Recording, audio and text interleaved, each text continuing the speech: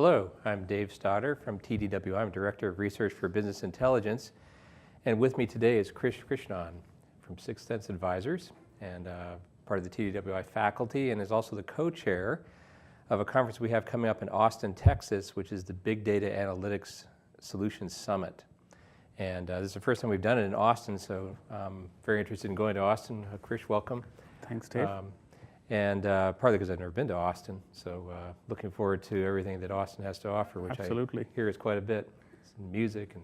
Well, I mean, it's being touted as the third Silicon Valley, if you will. Yes, right? yeah. I mean, after the Bay Area and Boston, Austin is fast emerging as a technology bed. So it really is. I mean, we could digress to just talking about that because you're right, there are a lot of interesting data-centric industries, including gaming. I hear there's a lot of gaming there. And in fact, you know, one of the topics, let's talk about Austin. So we've got the Big Data Analytics Conference, and we have a number of different things at the program. Text analytics, predictive analytics, we'll be talking about big data management. My colleague Philip Russum will also be speaking there about where the data management is going for big data analytics.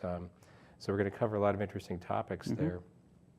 And also, I think we're having a wide range of panels going on in the conference, in the two-day conference. So absolutely, there's going to be a lot of discussion on the subject in terms of governance, in terms of how to look at security, how to avoid any potential flaws in deployment. So I'm pretty sure there's going to be a lot of corridor level discussions amongst people that are going to be attending too.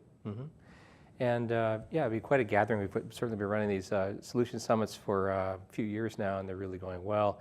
Well, Krish, variety of data is one of the things that, I mean, there's the 3 V's, and people are inventing all sorts of other things for big data. But we'll be looking at variety there because Cars.com, for example, is going to be there and how they're using data generated from their online systems, I believe, Absolutely. to look at customer behavior and draw real interesting insights there. That's I think an example of the kind of case studies we're going to have in Austin. Right.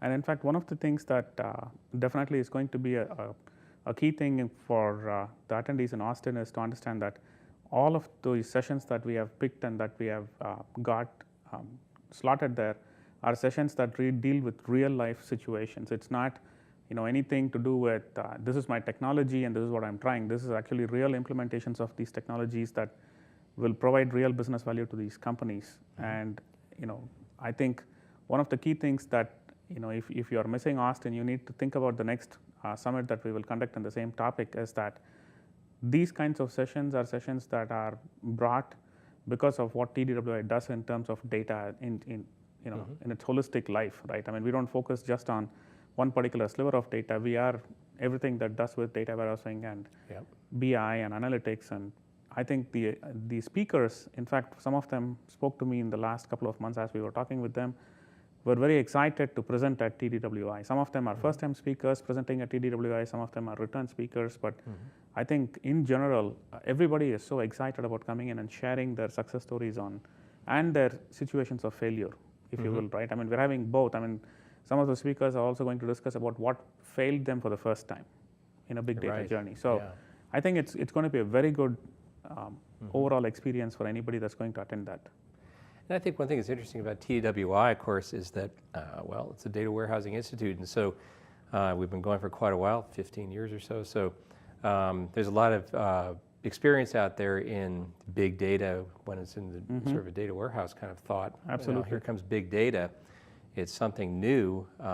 And so it's an interesting time, I think, in the organization and with the community here to understand how to, kind of move that data warehousing architecture to handle big data and what are really the differences. There's an awful lot of hype around big data. So absolutely. One of the things that we also would be talking about is the whole TDWI big data maturity model. We'll be touching on what is the key benefits of a maturity model and why we decided to launch something like this. End of last year is when we spoke about it, and we launched it about 3 months ago. In end of May is when we launched it in reality in the Chicago show. And I think end of this year is going to be the first set of surveys and things that will actually be really visible to the world in terms of what the maturity model is going to bring about. So that's another interesting viewpoint that we will be hearing from a lot of attendees in terms of what their inputs are, what they feel should be added. So we may actually have some more revisions to it, which we will bring about upon in the model, in the second iteration. But I'm very excited to just be there and hear from all the folks. Yeah, it's definitely a good gathering, and Krish, I think on that point, it's good to use that maturity model for organizations to understand where they are with respect to their peers, and that's always something I really enjoy about our solution summits is you get that kind of peer education, people learning from each other, networking together, Right. And so Absolutely. looking forward to that. Well, Krish, we could talk about big data forever, but maybe just to sort of close, what are some like pain points you're seeing out there right now that that's top of mind for people? So one of the things in the last quarter, I've spent some time in Asia Pacific, and then I've spent some time in the US, and I also spoken to a lot of people in Europe. The core viewpoint that everybody is coming together as a unified voice is that education is the first step. Everybody is like, now we understand big data as a must. We might have to have it as a architecture. But do we go Hadoop? Do we go NoSQL? We have no ideation in terms of how to start this journey. So education is the first viewpoint that a lot of people are looking at. What is the right step forward? And in fact, we are receiving a number of requests through TDWI for education privately by a lot of organizations. The second step that people are asking is the maturity model. So I think if we get the education aspect addressed, and then people understand the maturity model and understand how it actually is a road mapping software platform, if you will. It's not just something that you just come and take a survey and you're done. It's a living and breathing environment. So as long as people get that and launch their programs appropriately, I think they will find that they are a little more ahead of the curve in terms of failures that might face them. And in terms of specific failures, metadata, if people don't have clear-cut metadata and they don't have a good metadata management strategy, big data is going to be a real tough program to take off, because big data relies on metadata for a lot of its success. And the other side of the equation is the whole programming concept, right? For years we have built our applications on waterfall development, and we have bounded very tightly with the data model that surrounds that application. When it comes to big data applications, we need to understand that we have to have a very late binding model, which means that we need to have the application a lot more open and accessible, right? So those are the key things to think about, if you will, from the application side in order to promote success through big data applications. Okay, good. Well, one thing at the summit, we'll have some business folks there and IT folks, and are you seeing alignment right now around big data between business and IT?